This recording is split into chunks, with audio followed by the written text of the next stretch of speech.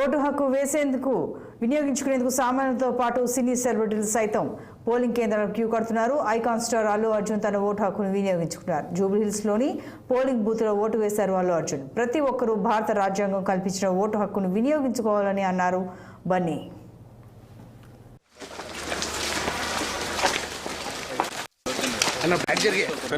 అంటే మొన్న మీరు నంద్యాల వెళ్ళారు కదా, మీ ఫ్రెండ్ కోసం వెళ్ళారు, మరి దానిపైన కొద్దిగా సోషల్ మీడియాలో వస్తుంది. Firstly I would like to tell I'm not politically align with any party అండి. నాకు ఒఫిషియల్గా ఏ పార్టీతో సంబంధం లేదు. I'm neutral to all parties. నా అనే వ్యక్తులు ఏ పార్టీలో ఉన్నా పార్టీకి సంబంధం లేకుండా నేను వ్యక్తిగతంగా వాళ్ళకి నా సపోర్ట్ ఇస్తాను. It could be my uncle Pavan Kalyan garu. My love and support is always there for him. And లేదంటే నా ఫ్రెండ్ నంద్యాలలో రవి గారు అవ్వచ్చు, లేదంటే రేపు మా మావయ్య గారు చంద్రశేఖర్ రెడ్డి గారు కావచ్చు, లేదంటే రేపు మా బన్నివాస్ కావచ్చు, ఎవరైనా కావచ్చు. పార్టీకి సంబంధం లేకుండా నేను వాళ్ళకి మద్దతు ఇస్తాను.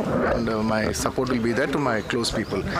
అండ్ మీరు పర్టికులర్ అడిగిన దానికి నంద్యాల దాని గురించి చెప్పాలంటే, రవిశంకర్ రెడ్డి గారు నాకు ఎన్నో ఏళ్ళుగా, గత 15 ఏళ్ళుగా మంచి ఫ్రెండ్. అండ్ ఎప్పటి నుంచో నేను ఒక మాట అన్నాను, బ్రదర్ మీరు ఎప్పుడైనా పాలిటిక్స్లోకి వస్తే ఖచ్చితంగా నేను మీ ఊరు వచ్చి మీకు సపోర్ట్ చేస్తాను ఎప్పుడు అనేవాడిని. నేను మాట ఇచ్చాను. బట్ 2019లో ఆయన యాక్టివ్ పాలిటిక్స్లోకి వచ్చిన తర్వాత నేను అప్పుడు రాలేకపోయాను, ట్వీట్ పెట్టాను.